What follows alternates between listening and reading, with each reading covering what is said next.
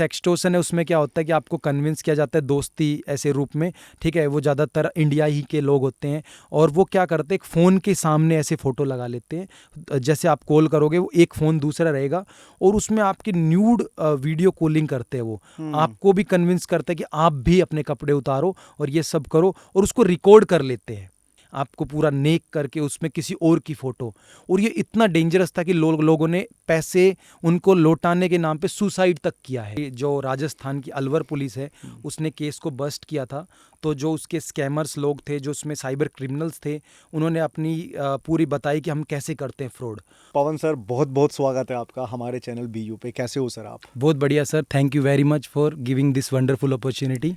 Sir मुझे लगता है ये अपॉर्चुनिटी हमने आपको नहीं दी, आपने हमको दी है, बिकॉज आज की डेट में ऐसी इन्फॉर्मेटिव चीज़ें लोगों तक पहुंचाना ही हमारे चैनल का मोटिव है। बिल्कुल। ठीक है। सो बिफोर अगर हम इस पॉडकास्ट को शुरू करें, मैं चाहूँगा एक बार अपने बारे में थोड़ा सा इंट्रोडक्शन बताओ कि जनता आज किसको सुनने जा रही है। Sure. So my good name is Chaudhary Pawan Solot. Basically, I am from Haryana, Rewari.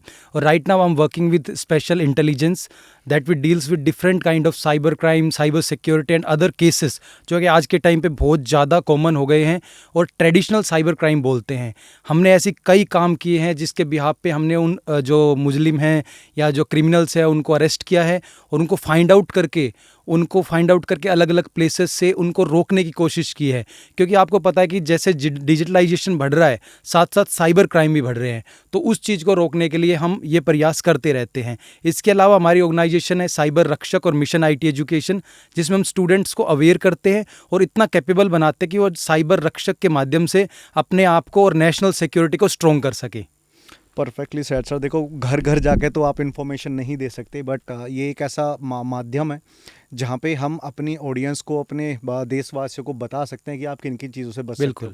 अभी एक लेटेस्ट न्यूज़ देख रहा था मैं, जिसमें इंडियाज़ मोस्ट 3 प्लेसेस थे वो जहाँ पे साइबर क्राइम सबसे ज़्यादा फैल रहा है। एक था उसमें नूह, मेवात और जमतारा। यस। तो उसके बारे में थोड़ा सा बताओ, क्या हुआ था वहाँ पे? बिल्कुल। देखो, अभी रिसेंटली वहाँ पे साइबर रेड हुई थी।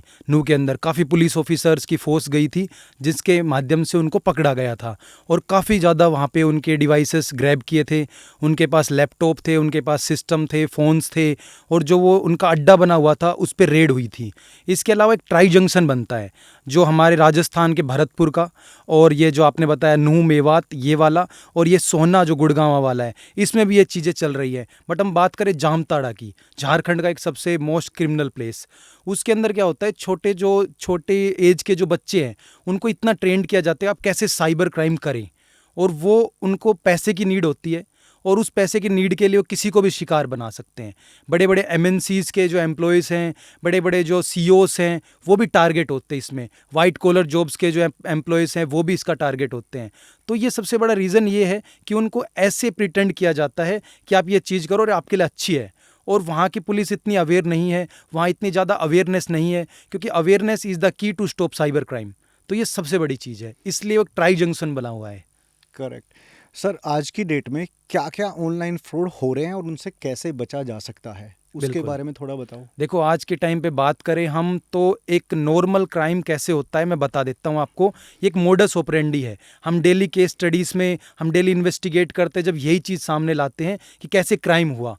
तो आज के टाइम पे ये आ रहा है, जैसे सपोज मेरे अकाउंट से पैसा कट गया, अनफॉर्चुनेटली मेरे अकाउंट से 10 रुपये कट गए, तो मैं क्या कोशिश करूंगा, यार ये कैसे पैसे कटे मेरे, तो मैं सर्च करूंगा कि Punjab national bank customer care number, या फ़ोन पे कस्टमर केयर नंबर, या गूगल पे कस्टमर केयर नंबर। अब देखा जाए तो इनके हेड ऑफिस बाहर कंट्रीज़ में है, बट लोग क्या सोचते हैं कि इनके फ़ोन नंबर मिल जाए, इनसे हम बात कर सके और पूछे कैसे पैसे कटा। तो वो जैसे उस चीज़ को सर्च करता है, अब जो गूगल पे है या फिर अमेज़ोन, या आपका अमेज़ोन पे है, या फिर हमारा पेटीएम है, उनकी वेबसाइट्स क्या होती है, that are the different type of static website, जो एक बार बन गई उस पर स्पॉन्सर्ड ऐड बहुत कम चलती हैं। बट वो जो क्रिमिनल्स होते हैं वो क्या करते हैं, एक फर्जी वेबसाइट बनाते हैं, उस पे जो फ़ोन पे कस्टमर केयर नंबर या फिर आपका Punjab national bank customer care number, that is a keyword, उस कीवर्ड को सबसे ऊपर रैंक कराते हैं। और कोई भी उसको सर्च करेगा गूगल पे तो सबसे ऊपर उनकी ऐड आएगी, और उसके नीचे टोल फ्री नंबर होता है 1800 समथिंग लाइक दैट, और उस पर जब भी कोई कॉल करता है तो वो कॉल ऑटोमेटिकली डिस्कनेक्ट हो जाती है और उनके इन्फॉर्मेशन उनके पास चली जाती है, और फिर वो आपको कॉल बैक करते हैं। फिर आपसे पूछते हैं सर हम Punjab national bank customer care से बात कर रहे हैं, फाइनेंशियल फ्रॉड डिपार्टमेंट से, तो सर हम आपकी कैसे मदद कर सकते हैं? तो सर मेरे साथ ऐसे ऐसे मेरे 10 रुपये कट गए, तो मैं जानना चाहता हूँ कैसे कटे। तो वो आपको बोलेंगे कि आपको करना कुछ नहीं है, जस्ट आप एक एप्लीकेशन डाउनलोड करो, प्ले स्टोर पे जाइए, टीएस सर्च कीजिए। अब टीएस सर्च करते ही सबसे पहले आता है जो आपका TeamViewer, quick support, remote application. Okay हाँ, ओके। वो आपसे इंस्टॉल कराएंगे और फिर उसके बाद बोलेंगे आप अपनी एप्लीकेशन पे जाइए। अब उसके बाद उसको उसका अकाउंट नंबर भी दिख जाएगा, क्योंकि रिमोट एप्लीकेशन ऐसे वर्क करती है जैसे आपके फ़ोन पे है, सेम डिट्टो उसी के फ़ोन पे दिखेगी। और वो फिर उसमें क्या करेंगे, वो या तो फॉरगेट पासवर्ड या फिर वो पिन पुट कराएंगे आपसे। जैसे ही ओटीपी आता है वो आपसे ओटीपी नहीं लेंगे, क्योंकि उनको तो दिख जाएगा ओटीपी, एंड देन वो फाइनेंशियल फ्रॉड कर देंगे। तो ये है Google ads based fraud, okay. ये सबसे ज़्यादा चल रहा है। ओके, इसमें एक चीज़ बताओ, अगर let's example as a common man मेरे साथ ही प्रॉब्लम होती है, तो मैं उन चीज़ों को ऑथेंटिकेट कैसे करूं कि ये सही जगह पे मैं कॉल कर रहा हूं, वो भी बताओ थोड़ा सा। बिल्कुल राइट। तो इस केस में हमें क्या करना है, पहली चीज़ तो हमें ऐसे कस्टमर केयर नंबर को सर्च नहीं करना। और ये ज़्यादातर आपको वेबसाइट जो दिखेंगी, जैसे पेटीएम है, उसकी ऑफिशियल वेबसाइट है paytm.com, या फिर हमारा पंजाब नेशनल बैंक है, ऑफिशियल वेबसाइट होती है। और जो ऑफिशियल वेबसाइट होती है उसमें HTTPS लगा होता है, hyper text transfer protocol security. और जो फ्रॉडस्टर होगा वो सोचेगा मैं अपनी वेबसाइट पे क्यों ये चीज़ें लगाऊं, क्योंकि इन SSL इंक्रिप्शंस के लिए पैसा देना होता है, प्राइवेसीज के पैसे देने होते हैं। तो वो फ्रॉडस्टर इतने अवेयर नहीं होते, तो वो ऐसी HTTP अनसिक्योर वेबसाइट पे एड्स रन करते हैं। और ये चीज़ें तो हमें सबसे पहले URL को आइडेंटिफाई करना है।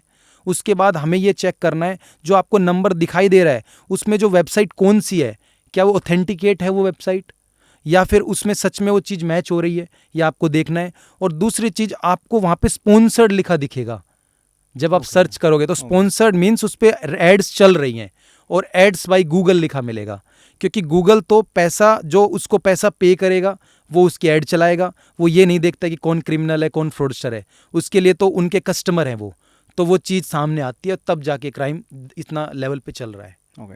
अभी रिसेंटली मैं एक ना स्टडी देख रहा था जब आपसे मेरी बात चल रही थी, तो कि क्या क्या चीज़ें होती हैं। तो इंडिया पे अभी नहीं, बहुत टाइम से, ठीक है, और रिसेंटली जो हुआ है इसरो वाला जो हुआ है, उसके बारे में भी थोड़ा सा बताओ, जो ईमेल वाला इन्होंने हैक किया था। ओके, देखो मैं बता देता हूँ, इंडिया की ज़्यादातर वेबसाइट है वो अनसिक्योर है। ये सबसे बड़ी दुर्भाग्य वाली बात है, क्योंकि कॉमन सी बात है, कई वेबसाइट को देखते हो, हरियाणा की वेबसाइट देखते हो, haryana.gov.in, हरियाणा पुलिस की देखते हो, वेस्ट बंगाल की देखते हो, बिहार की देखते हो, तो that are the government Indian assets. और इनको टारगेट करना मतलब हमारे नेशनल सिक्योरिटी को हार्म पहुंचाना। और ये एक प्रकार से साइबर टेररिज्म को भी बढ़ावा देता है, क्योंकि जब कोई हमारी इंडियन वेबसाइट हैक करके उस पर लिख देगा हैक्ड बाय दिस कंट्री या हैक्ड बाय दिस हैकर, तो हमारे नेशन की बदनामी होती है उस चीज़ में। तो इसमें क्या है कि हमारी जो वेबसाइट है वो कैसे हैक होती है, उसका रीज़न ये है कि वो अनसिक्योर होती है।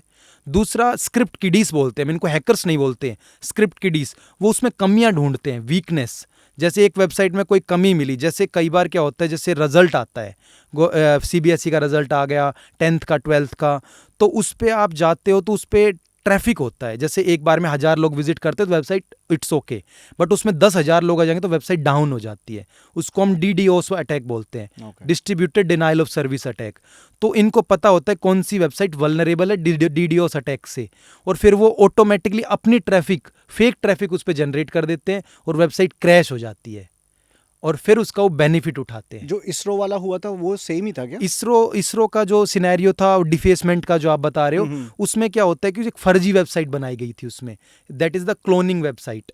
तो ऑफिशियल वेबसाइट डिफरेंट है, बट उसकी क्लोनिंग रेडी कर ली, और उसी पे लोगों को वो ये बता रहे कि that is the official website of ISRO, उसको प्रमोट कर रहे हैं, और वहां से डेटा गैदर किया जाता है, और फिर उसको वो टारगेट के रूप में यूज करते हैं। ओके। हाँ, एक बार और हुआ था, दिस इज अप्रैल 2008। इंडिया के जितने मोस्टली बड़े एयरपोर्ट्स थे सबको हैक कर लिया था। उस पे यूएस एम्बेसी का एक अपॉइंट हुआ था इंडिया में ही। तो ही टोल्ड कि 31% ऑफ इंडियंस इस चीज़ के शिकार हुए हैं, मतलब 31% लोगों का पैसा फ्रॉड में जा चुका है, ऑनलाइन फ्रॉड में। और 70% जो जनता है 70% ने टैग इशू फेस किया है ऑनलाइन फ्रॉड में। ओके। अब इस पे जब ऑनलाइन फ्रॉड की बात आती है तो ऑनलाइन पे ओटीपी का एक बहुत मेजर रोल प्ले करता है। यस। उसको एक नाम भी दिया था ओटीपी माफिया। यस, उसको थोड़ा सा एक्सप्लेन करो प्लीज। बिल्कुल। और इसमें क्या होता है कि जैसे आपने बताया, तो ओटीपी माफिया ज़्यादातर सोशल इंजीनियरिंग फ्रॉड्स करते हैं। सोशल इंजीनियरिंग का मतलब मैं आपको कन्विंस करूं, ऐसे इंटरप्रेट करूं, आप उस बात को मान जाओ। तो इसमें 3 टाइप्स ऑफ अटैक्स होते हैं। सोशल इंजीनियरिंग में सबसे बेसिक होता है phishing attack. Fishing. Fishing okay. Fishing का मतलब होता है जैसे मछली पकड़ते हैं, जाल में फंसाते हैं। ओके। तो फिशिंग का मतलब होता है हम किसी को लिंक देते हैं और वो लिंक में अपने यूज़र आईडी और पासवर्ड डाले, हम उसको इंटरप्रेट करते हैं। फॉर एग्जांपल हम आपको दे रहे हैं कि फेसबुक लाइक बढ़ाने वाले लिंक, उस पर आप क्लिक कीजिए और वो रीडायरेक्ट हो जाएगा फेसबुक पे, और वो जो आप यूज़र नेम एंड पासवर्ड डालोगे तो वो डेटा चला जाएगा उस स्कैमर के पास या उस हैकर के पास। फिशिंग मीन्स लिंक के थ्रू किसी को सोशल इंजीनियरिंग का शिकार करना। देन आता है स्मिशिंग, एसएमएस के थ्रू। देन आता है विशिंग, फेक कॉल्स के थ्रू। तो आजकल ये चीज़ें चल रही है। तो इसमें क्या होता है कि आपको कन्विंस करते हैं, जैसे उन्होंने एक फर्जी वेबसाइट बनाई तो उनके पास टारगेट होते हैं, उनके पास टारगेट ईमेल्स होती है, उनके टारगेट फ़ोन नंबर्स होते हैं, और आज के टाइम पे डेटाबेस सेल भी होता है। जब आप Okay. किसी डार्क वेब पे जाते हो तो वहाँ पे आपको डेटाबेस सेल होते मिलेगा, क्योंकि जो वेबसाइट वल्नरेबल है, फॉर एग्जांपल आपका स्टूडियो है, उस पर आप कुछ सेल आउट कर रहे हो और उसमें कुछ कमियाँ है, उसमें बग्स हैं, तो उस स्टूडियो में कितने एम्प्लॉय हैं, कितने लोग वर्क करते हैं यहाँ पे, और कितने चीज़ों का, प्रोडक्ट का क्या प्राइस है, और कितना उसका रेवेन्यू जनरेट होता है, आपके लिए कॉन्फिडेंशियल इन्फॉर्मेशन है, बट रियल में वो आपके लिए बहुत बड़ा स्ट्रॉन्ग एसेट है। अगर वो लीक हो जाए तो दैट इज़ वेरी डेंजरस। तो वही चीज़ के अंदर बग्स निकाल के, कमियां ढूंढ के उस वेबसाइट को हैक कर लेते हैं, और इसको हम बोलते हैं database take over. Database take over. हाँ, आपका पूरा डेटाबेस निकाल लेंगे और आपको पता भी नहीं चलेगा, और फिर आपको पता चलेगा कि आपके स्टूडियो का जो डेटाबेस है वो डार्क वेब पे इतने डॉलर में सेल हो रहा है। ओके, मैं डार्क वेब का तो डेफिनेटली डिस्कस करूंगा, बिल्कुल। बट इससे मेरे को एक चीज़ समझनी है जो जी। आपने अभी बताया, डेटाबेस का शेयरिंग। यस। हम एंड्रॉयड या एप्पल यूज़ करते हैं या कोई बिल्कुल। भी XYZ कोई भी फ़ोन यूज़ करते हैं। अगर हम लेट्स एग्जांपल कोई ऐप डाउनलोड करते हैं, यस। तो एक ऐप नॉर्मल बंदा जो फ़ोन यूज़ कर रहा है वो क्या क्या डेटा कलेक्ट करती है, राइट। वो बताओ थोड़ा सा। ओके, तो देखो, ज़्यादातर आपको अगर जेन्युइन चीज़ डाउनलोड करनी है तो वो आपको प्ले स्टोर पे मिलेगी, या फिर आपका आईट्यून्स ऐप स्टोर पे मिलेगी आपको, या फिर माइक्रोसॉफ्ट स्टोर पे मिलेगी, आप विंडोज़ यूज़ करते हैं तो।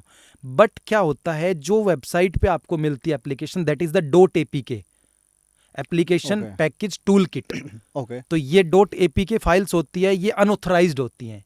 आप किसी वेबसाइट से डाउनलोड कर रहे हो तो आपको ये श्योर नहीं है कि वो वल्नरेबल है, वो आपका हैक कर सकती है कि नहीं, बट वो प्ले स्टोर पे जैसे ही आती है तो प्ले स्टोर एश्योर करता है कि ये वल्नरेबल नहीं है, ये हैकेबल नहीं है, और ये एक अच्छी एप्लीकेशन है, तो that is the trusted application. तो हमें प्ले स्टोर से डाउनलोड करते हैं तो उस पर हम बिलीव कर सकते हैं। बाकी जो हमें मिल गई, यानी किसी ने बोला यहाँ से डाउनलोड कर लो, तो उसको हम थर्ड पार्टी एप्लीकेशन बोलते हैं। जब आप थर्ड पार्टी एप्लीकेशन इंस्टॉल करते हो तो आपके पूरे फ़ोन का एक्सेस ले सकती है, क्योंकि जब आपकी कोई एप्लीकेशन इंस्टॉल होती है तो आपसे पूछती है कि हम आपके कॉन्टैक्ट्स को रीड कर सकते हैं, फिर आपसे पूछती है अलाउ, डिनाई और नेवर, फिर आप अलाउ कर देते तो आपके मैसेजेस रीड कर सकती है वो, आप कॉल का अलाउ कर देते तो कॉल कर सकते हैं उससे। इवन आपने, अब ये वल्नरेबल कैसे हो सकती है, हैकेबल कैसे हो सकती है, जब आप किसी एप्लीकेशन को देखोगे, फॉर एग्जांपल कैलकुलेटर या कोई ऐसी एप्लीकेशन जिसका नॉर्मल यूज़ है, तो आप उसकी एप्लीकेशन की प्रॉपर्टीज़ में जाना है। ओके, हर फोन में ये फंक्शन होता है। परमिशंस में जाना है, वहाँ पे चेक करना है क्या कैलकुलेटर तुम्हारा कैमरा तो एक्सेस नहीं कर रहा, क्योंकि अगर कैलकुलेटर कैमरा एक्सेस कर रहा है तो उसका मतलब क्या हुआ कि कोई आपको मॉनिटर कर रहा है, राइट। और इसके अलावा कैलकुलेटर आपका कई बार माइक्रोफोन एक्सेस कर रहा है, तो उसका काम तो है कैलकुलेट करना, बट उसको माइक्रोफोन और कैमरा का क्या मतलब। तो होता क्या है, हर एप्लीकेशन के अंदर ये फंक्शनैलिटी होती है।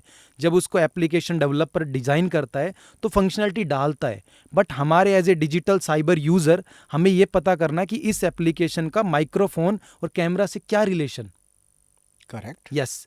तो अभी मैं आपको एक केस स्टडी बताता हूँ। हमारे पास ऐसे केसेस आते हैं कि आपको बोलते हैं कि इस एप्लीकेशन को इंस्टॉल कीजिए सर, आपका जो पैसा डिडक्ट हुआ है वो आपका रिकवर हो जाएगा। अब ये इतनी डेंजरस एप्लीकेशन होते हैं, इसको बोलते हैं SMS फॉरवर्डिंग एप्स। किसी नाम से भी मिल जाएगी आपको, PNB नाम से मिल जाएगी आपको, पेटीएम नाम से मिल जाएगी, उसका तो बस लेबल चेंज करना है। और वो स्कैमर और फ्रॉडस्टर क्या करेंगे, आपको इंस्टॉल कराएंगे और उस पे आप जैसे इंस्टॉल करोगे उसमें आपका कॉन्टैक्ट नंबर लिखा मिलेगा। उस कॉन्टैक्ट जैसे आएगा कॉन्टैक्ट या मोबाइल नंबर, उसमें जैसे पुट करके आप फॉरवर्ड करोगे तो क्या होगा कि वो आपके जितने मैसेजेस आपके फ़ोन के सारे उस स्कैमर के फ़ोन पे चले जाएंगे। ओके तो सपोज ओटीपी आएगा तो वो उसके पास आएगा। ओके। हाँ, तो इससे क्या होगा कि आपका जो सपोज फॉर एग्जांपल आपको ट्रांजैक्शन करनी है, ओटीपी चाहिए आपको, तो ओटीपी मतलब one time password, that is only confidential to you. But जैसी आपकी उनके पास फॉरवर्ड हुई, उनके पास भी ओटीपी आएगा और वो आपका फाइनेंशियल फ्रॉड कर देंगे। तो इसका हमने रिवर्स इंजीनियरिंग की थी, तब हमें पता चला कि इसके अंदर एक ऐसा एंड पॉइंट ऐड कर रखा है जहां से आपके एसएमएस फॉरवर्ड किए जाते हैं। बस आपको वन क्लिक मेथड है ये। तो इससे बच के रहना है क्योंकि वो थर्ड पार्टी एप्लीकेशन है और ये Okay. कॉमनली मिल जाती है। इसी का एक बहुत बड़ा रूप है, उसको हम बोलते हैं लोन बेस्ड ऐप फ्रॉड्स। उसमें क्या करेंगे, आपके एसएमएस तो लेंगे, साथ में आपके व्हाट्सएप और गैलरी का एक्सेस ले लेंगे, क्योंकि उसमें ऑटो परमिशंस होती हैं। आपको बस इंस्टॉल करना है, एक बार आपको अलाउ करना है, ऑटोमेटिकली सारी परमिशन अवेलेबल। गुड़गांव में ये ऐसे केसेस बस्ट हुए थे। तो वहाँ कोई अपना एक्सपीरियंस शेयर करो, Yes. कोई भी अगर कर सकते हो आप। Yes yes sure sure. तो गुड़गांव जो साइबर क्राइम ब्रांच है उसने कई ऐसे हैकर्स को अरेस्ट किया था। उसमें स्कैमर्स की टीम थी और ऐसे लोगों की एक टेक्निकल टीम थी जो ये सब करते हैं। तो उसमें क्या था कि आपके फ़ोन को हैक करके आपसे पैसे मांगे जाते थे कि आपने लोन फ्रॉड किया है, आप लोन चोर हो, और आपके फ़ोटो पे मोफ इमेज लगा दी जाती है, आपको पूरा नेक करके उसमें किसी और की फ़ोटो। और ये इतना डेंजरस था कि लोगों ने पैसे उनको लौटाने के नाम पे सुसाइड तक किया है। बहुत डेंजरस है ये। आप सर्च करोगे लोन बेस केस स्टडी तो आपको बहुत ज़्यादा ऐसी चीज़ें मिलेंगी जो बहुत डेंजरस है और सुनने पे भी डर लगता है। इवन कई लोग तो ऐसे थे जिन्होंने जो लोन एप्लीकेशन इंस्टॉल करने के बाद लोगों को जो पैसा दिया है, सपोज उसको 50,000 का उसने एक्सटॉर्शन करने की कोशिश की, पे करने के बाद भी उसको लाखों रुपए मांगे, फिर उसने सोचा कि मैं कैसे करूं, तो उसने किसी से उधार पैसे लेके और लौटाए, फिर भी उसको ब्लैकमेल किया, इवन उसको सुसाइड करना पड़ा। तो ये बहुत डेंजरस चीज़ है आज के टाइम पे। हमें साइबर हाइजीन होना चाहिए, हर व्यक्ति को होना चाहिए, चाहे कोई भी प्रोफेशन हो, वो चाहे डॉक्टर हो, चाहे वो आपका इंजीनियर हो, चाहे वो कंप्यूटर यूज़र हो, चाहे वो आपका एक यूट्यूबर क्यों ना हो, क्योंकि आज के टाइम पे ऐसे क्राइम्स बहुत अटेम्प्ट हो रहे हैं और लोग इसका शिकार हो रहे हैं। अगर मैं पूछूं एक साइबर हाइजीन होने के लिए कौन से वो मेजर फैक्टर है जो हर एक कॉमन इंसान को पता होने चाहिए? Very nice, good question. तो इसमें सबसे बड़ी चीज़ आती है कि जब आपको लालच और लापरवाही दिखे जहाँ पे भी, समझ लीजिए कहीं ना कहीं गड़बड़ होने वाली है।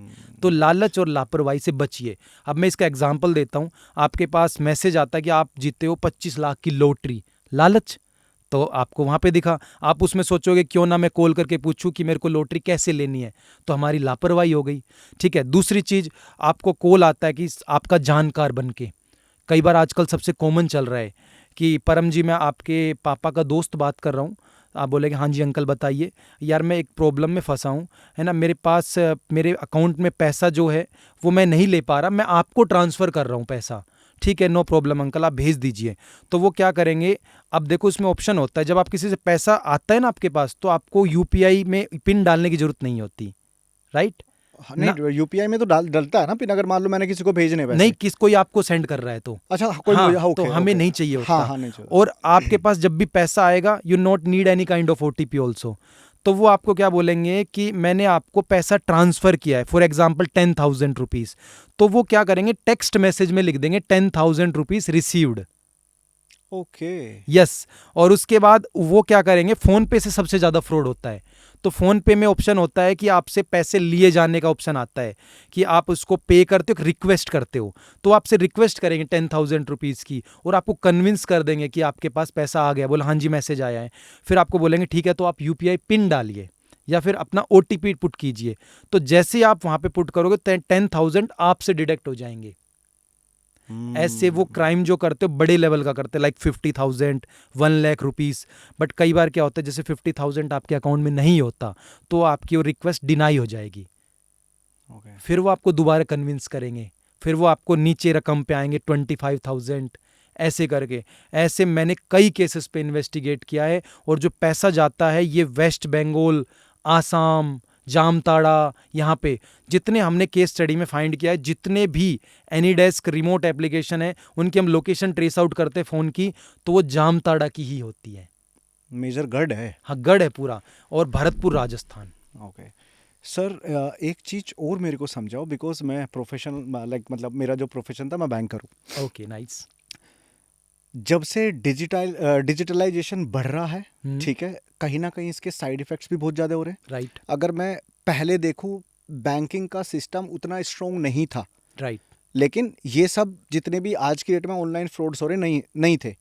आज की डेट में जैसे जैसे हम इंटरनेट का यूजेस बढ़ाते जा रहे हैं, हम जैसे पेटीएम आ गया, यस, यूपीआई आ गया, उसके बाद पे जो भी अभी सारे चल रहे हैं पेमेंट गेटवेज, उसके बाद बैंक्स, क्या इनके सिस्टम इतने वीक हैं कि कोई भी बंदा आके इनको हैक कर लेता है? मैं जानना चाह रहा हूँ आपसे। ओके, तो मैं बता देता हूँ फॉर योर नॉलेज, ये अच्छी बात है जानना। हाँ। क्योंकि क्या है कि जितने भी पेमेंट गेटवेज हैं या आपके बैंकिंग इंटरफेसेस हैं, वो सब सिक्योर है, दे आर ऑलरेडी सिक्योर्ड।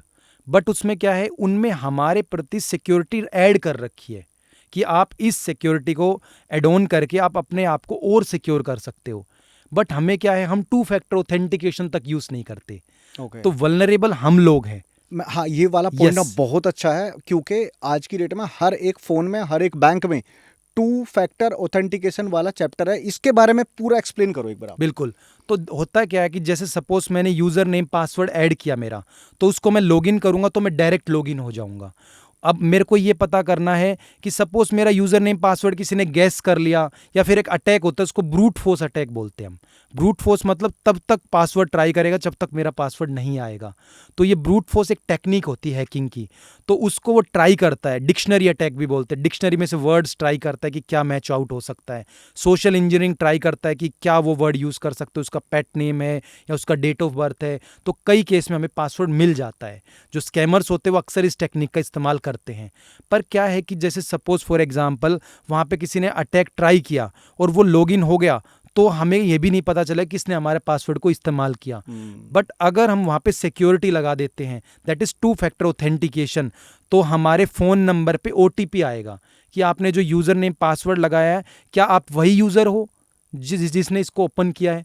तो वहाँ पे अगर OTP मीन्स 1 टाइम पासवर्ड हमने पुट किया, तो वो कंफर्म कर देगा कि आप डायरेक्ट यूज़र हो और आप इसको यूज़ कर सकते हो। अगर हम गलत OTP लगाएंगे 2 से 4 बार, तो उस अकाउंट को कुछ टाइम के लिए डीएक्टिवेट भी कर सकता है, या उसको टेम्पररी कुछ टाइम के लिए बैन भी कर सकता है। उसके सिक्योरिटी मेजर्स हैं ये। बैंकिंग में क्या होता है, आप 4-5 मिनट लेट हो जाते हो कुछ टाइम के बाद, तो वो आपका वो जो OTP सेक्शन होता है वो टाइम एरर दिखा देता है। राइट। टाइम का उसका खत्म हो जाता है। तो सिक्योरिटी तो वहाँ पे है, बट क्या होता है, हम OTP लगाते ही नहीं है। दूसरा इसका और एडवांस मेथड है, दैट इज ऑथेंटिकेटर, यानी आपका OTP भी लगा हो उसके बाद भी आपको ऑथेंटिकेट करेगा। इसके अलावा एक आपका बायोमेट्रिक डिवाइस की सेंसर आता है, जैसे अपना कोई डेटा है दैट इज़ मोर सिक्योर। जैसे क्रिप्टो करेंसी में आजकल लोग इन्वेस्ट करते हैं, तो उसकी एक इनक्रिप्शन की आती है। वो इनक्रिप्शन की आपके फिंगरप्रिंट से मैच होती है। जब तक आप उसको यूज़ करोगे, फिंगरप्रिंट जब तक आपका स्कैन नहीं होगा, वो आपको ओपन करके नहीं देगा वो चीज़। क्योंकि जो हमारा एसेट है दैट आर वेरी बहुत ज़्यादा कॉस्टली हमारा एसेट, क्योंकि क्रिप्टो करेंसी और इन सब में जो इन्वेस्ट करते हैं, जो इसमें रखते हैं, वो काफ़ी ज़्यादा उसका पैसा होता है उसमें, तो लोग उसको भी यूज़ करते हैं। दैट इज़ द बायोमेट्रिक की। वो एक पेन ड्राइव होती है, उसको यूबी की बोलते हैं। यूबी की। यस। मेरे को इससे एक चीज़ याद आई, जैसे व्हाट्सएप है। यस। व्हाट्सएप बोलता है कि 1-to-1 आपकी कम्युनिकेशन है, end to end encryption. End to end. हाँ। यस। तो क्या व्हाट्सएप भी हैकेबल है? ओके, मैं बता देता हूँ आपको ये चीज़। देखो, लॉ एनफोर्समेंट एजेंसी की बात करता हूँ, बिकॉज मैं जिस डिपार्टमेंट में उसकी बात करूँगा। हाँ। तो लॉ एनफोर्समेंट के पर्सपेक्टिव से जो IO होता है, इन्वेस्टिगेशन ऑफिसर, वो व्हाट्सएप से डेटा ले सकता है for the purpose of investigation. Okay. Right. But WhatsApp को हम डायरेक्ट हैक नहीं कर सकते, बिकॉज वहाँ पे भी एक इंक्रिप्शन लगा है, बीच में भी इंक्रिप्शन है, उसको ब्रेकआउट करना ईजी नहीं है। बट क्या होता है, हम यूज़र को इंटरप्रेट कर लेते हैं, यूज़र को ही हैक कर लेते हैं। व्हाट्सएप हैक नहीं होता, यूज़र को हैक कर लेते हैं हम। Okay. कैसे करेंगे? जैसे फॉर एग्जांपल व्हाट्सएप पे QR कोड स्कैन करने का ऑप्शन होता है, that is a function of WhatsApp. But जो स्कैमर होते हैं जो उसको ट्रिक आउट करते हैं, वो क्या करते हैं, आपके व्हाट्सएप को स्कैन कर लेते हैं और वो भी मॉनिटर करते हैं कि आप क्या चैट कर रहे हो। इसके अलावा एक व्हाट्सएप में एक और मतलब फंक्शन आया है, बट उसको लोग बहुत ज़्यादा मिसयूज़ कर रहे हैं कि आप डिवाइस के साथ लिंक कर सकते हैं अपना फ़ोन नंबर, और उस पर एक कोड आता है। वो कोड अगर आपने किसी के फ़ोन से देख के पुट कर लिया तो आपका व्हाट्सएप उसके साथ कनेक्ट हो जाएगा। अब आपको चेकआउट करना है कि आपका व्हाट्सएप कहीं लिंक तो नहीं है, सबसे बड़ी चीज़ ये है। दूसरा, एक बार आपका व्हाट्सएप हैक हो गया तो अगर स्कैमर को ये पता है कि उसको कैसे और ज़्यादा एक्सप्लॉइट करना है, तो वो आपसे पहले 2 फैक्टर ऑथेंटिकेशन ऑन कर लेगा। और उस पर अगर उसने कुछ ऑब्सीन स्टोरी लगा दी तो आप तो देखोगे, साथ में आपकी फैमिली और आपके फ्रेंड्स भी देखेंगे, और उनको क्या लगेगा कि सच में आप लोग ये चीज़ कर रहे हो। और अगर उन्होंने कुछ ऐसी स्टोरी लगा दी कि मैं बहुत इमरजेंसी हूँ, प्लीज़ मुझे पे कीजिए इतने हज़ार रुपए, इतने लाख रुपए, और कोई आपका एक अच्छा जो आपके टच में क्लोज फ्रेंड है वो सच में आपको पे भी कर देता है। तो आजकल ये चल रहा है आजकल। तो इसका रीज़न यही है कि आप 2 फैक्टर ऑथेंटिकेशन ऑन करके रखिए। ये चाहे आप आईफोन यूज़ करते हो चाहे आप एंड्रॉयड यूज़ करते हो। इसके अलावा एक और ऑप्शन है चैट लॉक का, अपने चैट्स को लॉक कर सकते हो। और वो भी फिंगरप्रिंट्स के साथ, यानी उसको कोई एक्सेस ही नहीं कर पाएगा। एक उसमें एक फंक्शन और है, अपने जो चैट्स होते हैं उनको आप अपलोड कर सकते हो अपने गूगल ड्राइव पे, ताकि कोई भी इश्यू हो जाता है तो आप चैट्स को रिकवर भी कर सकते हो। तो अपनी ईमेल आईडी और फ़ोन नंबर दोनों को 2 फैक्टर ऑथेंटिकेशन से ऑथराइज करके रखिए। इसके अलावा भी और ऑथेंटिसिटी है, उनको भी आप यूज़ कर सकते हो। इंस्टाग्राम है हो गया, स्नैपचैट हो गया, फेसबुक हो गया, सब पे फंक्शन है ऑलरेडी। ओके, यस, बट कईयों में इससे भी ज़्यादा एडवांस ऑप्शन है। जैसे मैंने बताया 3 फैक्टर ऑथेंटिकेशन, वो जितने ज़्यादा क्रिटिकल एसेट्स होंगे, जो ज़्यादा सेंसिटिव होंगे, उनमें 3 फैक्टर ऑथेंटिकेशन भी है। ओके। अभी हम आते हैं AI के ऊपर। यस। अभी जो लेटेस्ट आज की डेट में फ्रॉड्स चल रहे हैं उनमें से आता है सेक्सटोर्शन। यस। इसके बारे में थोड़ा बताओ। जो वीडियो कॉल करते हैं और फेस चेंज करके वो करते हैं, बिल्कुल, उसके बारे में मैं बताओ। इसके बारे में बता देता हूँ। अभी रिसेंटली जो राजस्थान की अलवर पुलिस है, उसने केस को बस्ट किया था। तो जो उसके स्कैमर्स लोग थे, जो उसमें साइबर क्रिमिनल्स थे, उन्होंने अपनी पूरी बताई कि हम कैसे करते हैं फ्रॉड। तो उनके पास टीम होती है, they have team of girls and boys both. तो उसमें क्या होते हैं उनके पास, वो टारगेट कैसे करते हैं सबसे बड़े जानना ज़रूरी होता है। right. जैसे हम फेसबुक स्क्रॉल कर रहे हैं आजकल, इंस्टाग्राम पे बहुत लोग जो वेले बैठे स्क्रॉल करते रहते हैं। तो फेसबुक स्क्रॉल करते करते हमें कोई ऐसा पेज दिखा जो कि 18+ पेज है, तो हम उसको विजिट कर रहे हैं और हमने उन पेज को देख लिया और उसको नेग्लेक्ट कर दिया। बट उनकी स्टोरी में उनको ये पता लग जाएगा कौन कौन लोग हमारे को देख चुके हैं। तो वो आपको रिक्वेस्ट करेंगे, कैन वी बिकेम फ्रेंड्स, हम दोस्त बन सकते हैं अच्छे। और कुछ आपको ऐसे इंटरप्रेट करेंगे, अगर कोई suppose for example user girl है तो एज ए बॉय उसको इंटरप्रेट करेंगे, अगर यूज़र बॉय है तो उसको एज ए गर्ल इंटरप्रेट करेंगे। इसमें एक और क्राइम आता है, उसको नाइजीरियन फ्रॉड्स बोलते हैं। वो बहुत डेंजरस फ्रॉड है। उसमें क्या है, नाइजीरियंस लोग होते हैं जो साइबर क्रिमिनल्स होते हैं, और वो आपको एज ए रिलेशनशिप में लाते हैं और आपसे दोस्ती करते हैं और आपको कुछ गिफ्ट भी आपको देते हैं आपसे बातचीत करके, और उस गिफ्ट के रूप में आपके GST का टैक्स लगा के और ये सब करके आपसे लाखों का फ्रॉड खेल जाते हैं गेम। आपके इमोशंस के साथ प्ले करते हैं वो। कोई ऐसा केस बताओ। यस, ऐसे बहुत केस हैं। मैंने अपने साउथ दिल्ली में इस पे वर्क किया था। तो नाइजीरियन फ्रॉड्स को हमने जो काफ़ी नाइजीरियंस को अरेस्ट किया था। तो ये क्या करते हैं, ऐसे वर्ड्स ढूंढते हैं, ऐसे कीवर्ड्स ढूंढते हैं, नाम जो इंडियन हो, मैच करते हों, और उन्हीं के नाम को यूज़ करके वो आपसे एज ए रिक्वेस्ट भेजते दोस्ती करने के लिए। बट उनका मोडस ऑपरेंडी होता है, वो पूरा प्री प्लान होता है कि मेरे को सबसे पहले बात क्या करनी है। जैसे सपोज़ कोई आपको ऐसा व्यक्ति दिखा जो काफ़ी एज है, तो वो उसको इंटरप्रेट करेगा कि मैं एक ऐसे, मेरा डिवोर्स हो चुका, लड़की बोलेगी मेरा डिवोर्स हो चुका और मेरे पास इतना अमाउंट है, पैसा है, मैं सोच रही हूँ कैसे मैं यूज़ करूँ, मेरा कोई दोस्त नहीं है, मैं दोस्ती की तलाश में हूँ, मैं दोस्त बनाना चाहती हूँ। और वो आप उससे जैसे ही कनेक्ट होते, ज़्यादातर पॉलिटिकल लीडर्स होते हैं इसमें कनेक्ट, तो वो आपसे कनेक्ट हो जाते, फिर आपसे पैसा लेते हैं। वो कैसे लेंगे पैसा, कि मैं आपके लिए गिफ्ट भेज रही हूँ, एक महंगा सा गिफ्ट भेज रही हूँ आपके लिए, या आपके लिए गोल्ड चेन भेज रही हूँ, या आपके लिए मैं गोल्ड एक ब्रेसलेट दे रही हूँ। तो जैसे ही वो उससे कनेक्ट होता है तो बोलते ठीक है, मैं बहुत खुश हुआ आपने मेरे को गिफ्ट दिया। तो बोले ठीक है, ये गिफ्ट आज आने वाला है आपके दिल्ली एयरपोर्ट पे। तो वो बीच में रोक लिया ओके। कस्टम ड्यूटी की वजह से, तो उसका ही चार्ज होगा, तो डियर प्लीज़ आप ये चार्ज पे कर दीजिए, ये इतना अमाउंट है। अब क्या होता है, वो इतना ज़्यादा उससे इन्वॉल्व हो चुका होता है, वो चार्ज भी पे कर देता है। देन उसके बाद वो बोलेगा कि आपके पास डिलीवरी बॉय आएगा तो उसका इतना चार्ज होगा। तब तक वो उस चीज़ को समझ पाता है, वो कई लाखों रुपए दे चुका होता है। समझ गया। और फिर बाद में पता चलता है नाइजीरियन फ्रॉड था। तो हमने जब उनको एनालाइज किया, जब उनके फ़ोन्स को चेकआउट किया, जब उनकी फोरेंसिक जांच की, तो उन्होंने पूरा फोल्डर बना रखा था इंडियन टारगेट्स। अच्छा। हाँ, और उसमें पॉलिटिकल लीडर्स, वो क्या करते हैं, स्क्रीनशॉट लेते हैं, फिर उसको केस स्टडी करते हैं उसकी कि ये लोग क्या करते हैं सुबह से शाम, फिर उस पर बात करते हैं। इवन बीच में हमने उसको जब अरेस्ट किया उन लोगों को, तो हमें पता चला कि जो वो पॉलिटिकल लीडर्स हैं उनको मैसेज कर रहे हैं कि डियर इतने दिन हो गए मेरे से बात क्यों नहीं कर रहे आप। तो ऐसे ये सामने आते हैं ऐसी चीज़ें। और जो आपने एक बताया सेक्सटोर्शन, वो बिल्कुल डिफरेंट है। हाँ, वो मैं पूछना चाह रहा हूँ, जो एआई में फेस चेंज करके वो कर रहे हैं। अभी आई थिंक लेटेस्ट केस पकड़ा अभी था जो चल रहा है हाँ। रिसेंटली, तो जो सेक्सटोर्शन है उसमें क्या होता है कि आपको कन्विंस किया जाता है दोस्ती ऐसे रूप में, ठीक है। वो ज़्यादातर इंडिया ही के लोग होते हैं, और वो क्या करते हैं, एक फ़ोन के सामने ऐसे फ़ोटो लगा लेते हैं। जैसे आप कॉल करोगे, वो एक फ़ोन दूसरा रहेगा, और उसमें आपकी न्यूड वीडियो कॉलिंग करते हैं। वो आपको भी कन्विंस करते हैं कि आप भी अपने कपड़े उतारो और ये सब करो, और उसको रिकॉर्ड कर लेते हैं। और वो क्या करते हैं, आपसे जुड़ चुके होते हैं फेसबुक पे और अलग अलग जगह पे, और फिर आपको बोलते हैं कि ये वीडियो अगर आपको डिलीट करनी है तो आपको इतना रुपए देना पड़ेगा। और वो आपको स्क्रीनशॉट भेज देंगे। जितने आपके कॉमन फ्रेंड है उनको तो शर्म होती नहीं है, तो वो उनको स्क्रीनशॉट भेज देते हैं। तो फिर जो यूज़र होता है वो समझता है कि यार मैं अपनी बदनामी क्यों कराऊं, क्यों ना इसको पैसे दे दूं।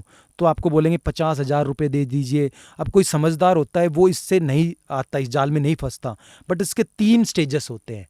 पहला स्टेज है, वो आपको बोलेगा नॉर्मली कि मेरे को तुम हरास कर रहे हो, मेरे को तुम ब्लैकमेल कर रहे हो, पैसे दो वरना मैं तुम्हारी सारी फैमिली को बता दूंगा या बता दूंगी। और उसके बाद दूसरा फेस होता है, यूट्यूब के हेड ऑफिस से कॉल आता है। रियल में ऐसा कोई ऑप्शन नहीं है कि यूट्यूब हेड ऑफिस से आपको कोई कॉल आए, क्योंकि उसका तो डायरेक्ट मैकेनिज्म होता है कि आप मेल कीजिए उनको, आप क्रिएटर हो तो आपसे कनेक्ट होंगे। बट वो आपको करते हैं कि आपकी वीडियो यूट्यूब पे अपलोड हो गई और ये साइबर क्राइम का केस है, या तो आप डिलीट कर दीजिए, और जो जो आपका जो विक्टिम आपने बनाया है उसको जो अमाउंट देना है वो पे कर दीजिए, वरना आपके ऊपर कागजी कार्रवाई होगी, आपके खिलाफ कार्रवाई होगी। हम यूट्यूब हेड ऑफिस से बात कर रहे हैं। अब आप ध्यान से देखोगे, उसके यूट्यूब का जो व्हाट्सएप का डीपी होता है उस पर भी यूट्यूब हेड ऑफिस का लोगो लगा होता है। और थर्ड सबसे डेंजरस है, वो या तो कोई एसीपी या कोई डीसीपी या कोई क्राइम ब्रांच से बात करेगा आपसे। वो आपको बोलेगा कि आपके खिलाफ कार्रवाई होगी, आपके ऊपर वारंट जारी कर रहे हैं हम, तो जिससे तुमने ये सब बात की है उससे डिस्कस कर लीजिए, वरना हम तुम्हारे घर पे नोटिस भेज रहे हैं। और यहाँ पे बंदा घबरा जाता है और वो डर के मारे पे कर देता है। ऐसे बहुत होते हैं। ज़्यादातर केस में उन लोगों के साथ होता है जो ऑलरेडी ऐसे वाइट कॉलर जॉब में होते हैं, तो उनको डर होता है कहीं मेरी रेपुटेशन डाउन ना हो जाए। तो इसमें ऐसे लोग भी हैं जो बड़े हाई अथॉरिटी पुलिस ऑफिसर भी रह चुके हैं, क्योंकि वो फंस जाते हैं इस शिकार में, और वो अपनी रेपुटेशन डाउन ना हो उस बचने से, उसको बचाने के चक्कर में वो इस शिकार हो जाते हैं। तो ये चीज़ आज के सामने आ रही है। और आप जो आप बता रहे हो AI based fraud, AI based fraud क्या है कि आजकल ऐसे बोट्स बने हैं, जैसे सपोज आपकी आईडी पब्लिक है, कोई गर्ल्स है या कोई बॉयज़ है, उस आईडी को कॉपी करेंगे, उसका स्क्रीनशॉट लेंगे और उस बोट्स को भेज देंगे। तो वो बोट क्या करेगा, वो नेक फोटो बना देगा आपकी ditto. That is dangerous AI based cyber crime. और अभी रिसेंटली बहुत लोग शिकार हो चुके हैं उसका। और फिर वो क्या करते हैं, फिर वो उसको ब्लैकमेल करते हैं, और वो एक पेड एआई बोट है। तो स्कैमर्स के पास तो अंधाधुंध पैसा होता है, तो ऐसे पेड एआई बोट्स को परचेज कर लेते हैं, और उनको अपना टारगेट चाहिए होता है, वो वहाँ से उनको मिल जाता है। तो इसका काउंटर मेजर बता देता हूँ मैं कैसे बचना है इससे। हाँ। तो जितने भी अपनी जो फोटोज़ हैं, जितने भी आपके इंस्टाग्राम है, व्हाट्सएप है, टेलीग्राम है, उनमें क्या ऑप्शन होता है, आप मल्टीपल फ़ोटोज़ अपलोड कर सकते हो अपनी डीपी पे। तो उनको आप प्राइवेट रखिए, और जो इंस्टाग्राम में अपनी जो आईडी है उसको प्राइवेट रखिए, ठीक है। और ये ध्यान रखिए, जो आपको फ्रेंड रिक्वेस्ट भेजता है वो डायरेक्ट एक्सेप्ट ना हो, पहले आपसे परमिट लेके अलाउ करना है, डिनाई करना है। तो इससे आप बच सकते हो। ये सबसे ज़्यादा क्राइम आज के टाइम पे हो रहा है। इसके अलावा एक और एआई बेस्ड क्राइम हो रहा है। जितने आपने देखा है आजकल रील्स आप देखते हो, तो पहले टाइम पे जो क्रिएटर्स होते हैं वो रील बनाते खुद से, अब वो एआई का वो यूज करते हैं, Clone use एवेटार्स, करते हैं? एवेटार्स यूज करते Avatar, हैं, okay. यस। और उनका इस्तेमाल करके वो उन रील पे आप देखोगे तो उन पे मिलियन व्यूज होते हैं, क्योंकि इंसान क्या सोचता है उसको इंटरप्रेट कर दिया जाता है, वॉइस भी किसी और की और कैरेक्टर भी किसी और का। और अगर वो बोलेगा कि आज तुम देख रहे हो ऑनलाइन बैटिंग, इसमें लोग इतना पैसा कमा चुके हैं, तो आप भी लाखों रुपए कमा सकते हो, आपको कुछ नहीं करना, इस लिंक पे जाना है, तो आप जरूर क्लिक कर लोगे उस पर। तो वो क्या करते हैं, ऐसे एवेटार्स रेडी करते हैं और वो ऐसे आजकल फोटोज को भी बुलवा सकते हैं ऐसे लाइव। जैसे मेरा फोटो क्लिक किया तो मैं आपको बोलते हुए दिखूंगा वहां पे, और जो वो बोलना है वो सब एआई करा सकता है। तो that is the dangerous thing. तो इसमें भी आपको एक चीज नोटिस करनी है, स्पॉन्सर्ड एड्स देखनी है, क्योंकि एआई का जो कंटेंट है वो रैंक तब करेगा जब मार्केट में कोई उसको निकालेगा। और एआई को बड़े लेवल पे ले जाना है तो लोग उसको स्पॉन्सर्ड ऐड चलाते हैं, उस पर इंस्टाग्राम पे एड्स चलाएंगे। और आपको ध्यान रखना है कि स्पॉन्सर्ड ऐड पे जब आप क्लिक करते हो तो ये देखिए उसमें कितने फॉलोवर है या कितना वो जेन्युइनिटी है। अगर आपको ऐसा कुछ दिखता है कि उसके बहुत कम फॉलोवर है और वो ऑनलाइन बैटिंग को प्रमोट कर रहा है, तो ऐसी चीज़ से बचिए। ऐसे बहुत इन्फ्लुएंसर है जिनका इस्तेमाल करके फोटो का और उनसे कुछ भी बुलवा रहे हैं कि आप ये कीजिए, इसने कहा है, ये खुद बोलते हैं। जैसे अभी रिसेंटली क्रिकेटर्स है, वो खुद बोलेंगे कि आप कहाँ हो इतने दिन से, तुमने अभी तक ये नहीं देखा, ये ऑनलाइन बैटिंग प्लेटफॉर्म है, लोग लाखों कमा चुके हैं और तुम नहीं कमा रहे, मैं पर्सनली बोल रहा हूँ। तो जो उनको फॉलो करते हो तो डेफिनेटली इसमें इन्वेस्ट करेंगे, करते हैं। राइट। तो ये डेंजरस चीज़ चल रही है। इस पे जो रोक लगा सकता है वो I4C लगा सकता है, that is under the MHA, ministry of home affairs, information technology department है, वो इन पे रोक लगा सकता है। और हमें भी उनको रिपोर्ट करना चाहिए। हम उनको रिपोर्ट करेंगे तो उनकी टेक्निकल टीम तक ये बात जाएगी और उनकी नज़र में चीज़ आती है, वो मॉनिटरिंग करेंगे और वो इन चीज़ को स्टॉप कर सकते हैं। Great Yes. Information sir, great thank you very information. Much.